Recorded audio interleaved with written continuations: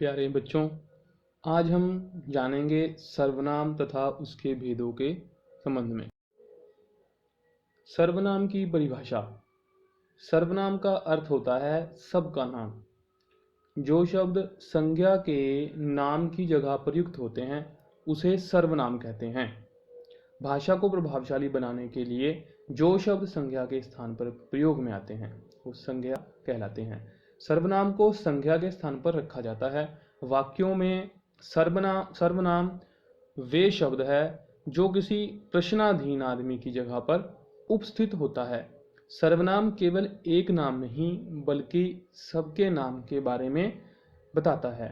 संज्ञा की पुनरुक्ति अर्थात दोहराई को दूर करने के लिए ही सर्वनाम का प्रयोग किया जाता है।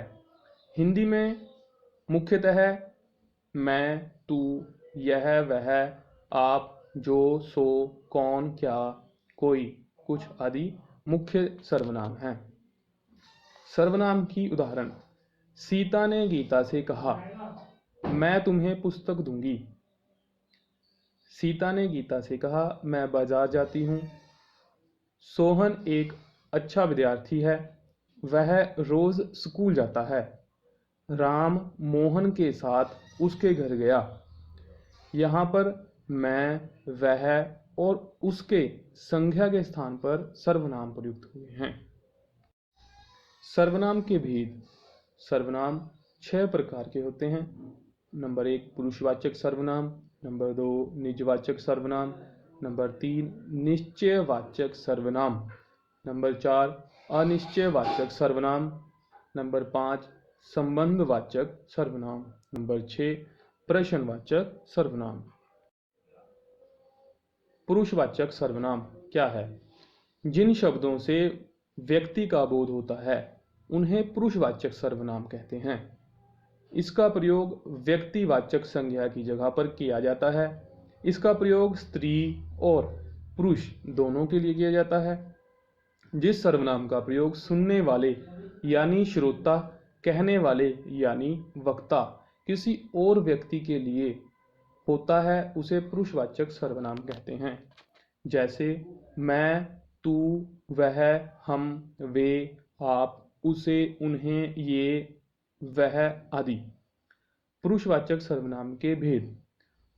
उत्तम पुरुषवाचक सर्वनाम, मध्यम पुरुषवाचक सर्वनाम तथा अन्य पुरुषवाचक सर्वनाम।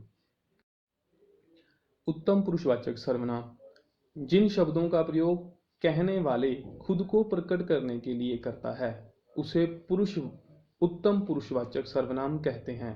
अर्थात जिन शब्दों का प्रयोग बोलने वाला खुद के लिए करता है उसे उत्तम पुरुषवाचक सर्वनाम कहते हैं। जैसे मैं, हम, हमारा, मुझे, मुझको, हमको, मेरा, हमें आदि।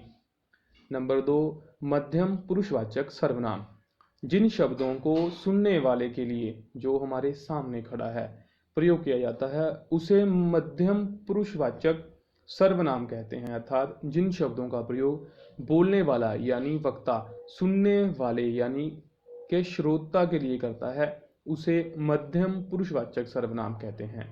जैसे तुम, आप, तू, तुझे, तुम्हारा, आप, आपको, तेरा, तुम्हें, आपका, आप लोग, तुमसे, तुमने आदि। तीसरा है अन्य पुरुषवाचक सर्वनाम। जो व्यक्ति उपस्थित नहीं होता मतलब मौजूद नहीं है वह वक्ता और श्रोता के लिए अन्य व्यक्ति होता है।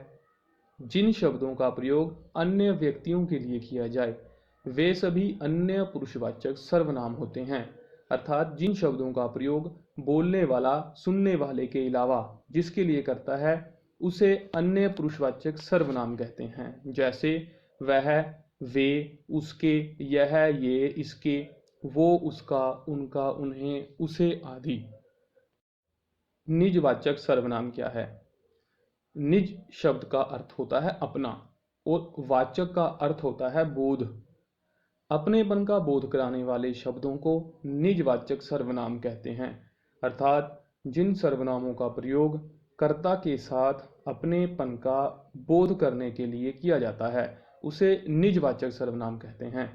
जहां पर वक्ता अपने या अपने आप शब्द का प्रयोग करता है वहां पर निजवाचक सर्वनाम होता है। जैसे हमें, तुम, अपने आप, निजी, खुद, स्वयं आदि। उदाहरण देखिए, मैं यह कार्य आप ही कर लूंगा। अपने से बड़ों का आदर करना चाहिए। मैं आप वहीं से आया हूं। यहाँ पर आप, अपने और आप ये सभी निजवाचक सर्वनाम की उदाहरण हैं। नंबर 3 पे है निश्चयवाचक सर्वनाम। जिन शब्दों से किसी व्यक्ति, वस्तु अथवा घटना की ओर निश्चयात्मक रूप से संकेत करे उसे निश्चयवाचक सर्वनाम कहते हैं। इसे संकेतवाचक सर्वनाम भी कहते हैं। इसमें यह, वह, वे, ये आदि का निश्चय रूप से बोध कराते हैं। उदाहरण देखिए, वह मेरा गांव है, यह मेरी पुस्तक है, ये सेब हैं, ये पुस्तक रानी की है। इसमें वह, यह, ये आदि शब्द निश्चित वस्तु की ओर संकेत कर रहे हैं, अर्थात ये निश्चयवाचक सर्वनाम हैं। नंबर 4 पर है अनिश्चयवाचक सर्वनाम। जिन शब्दों से किसी व्यक्ति, वस्तु आदि का निश्चय पूर्वक बोध ना हो वहां पर अनिश्चयवाचक सर्वनाम होता है। जैसे कोई, कुछ, किसी, कौन, किसने, किन्हीं को, किन्हीं ने, जौन, तौन, जहां, वहां आदि। वाक्य में इनका प्रयोग देखिए, मोहन आज कोई तुमसे मिलने आया था, मतलब यहाँ पर निश्चित नहीं है कौन आया था। पानी में कुछ गिर गया है, क्या गिर गया है नहीं पता है। यहाँ कोई और कुछ व्यक्ति और वस्तु का अनिश्चित बोध कराने वाले अनिश्चयवाचक सर्वनाम हैं। संबंधवाचक सर्वनाम। जिन सर्वनाम शब्दों का दूसरे सर्वनाम शब्दों से संबंध ज्ञात हो तथा जो शब्द दो वाक्यों को जोड़ते हैं उन्हें संबंधवाचक सर्वनाम कहते हैं। दूसरे शब्दों में, जो सर्वनाम वाक्य में प्रयुक्त किसी अन्य सर्वनाम से संबंधित हो उन्हें संबंधवाचक सर्वनाम कहते हैं। जैसे जो, जिसकी, सो, जिसने, जैसा, वैसा आदि। वाक्यों में इनका प्रयोग देखिए, जैसा करोगे वैसा भरोगे, जिसकी लाठी उसकी भैंस। उपर्युक्त वाक्यों में वैसा का संबंध जैसा के साथ तथा उसकी का संबंध जिसकी के साथ सदैव रहता है, अतः ये संबंधवाचक सर्वनाम हैं। प्रश्नवाचक सर्वनाम।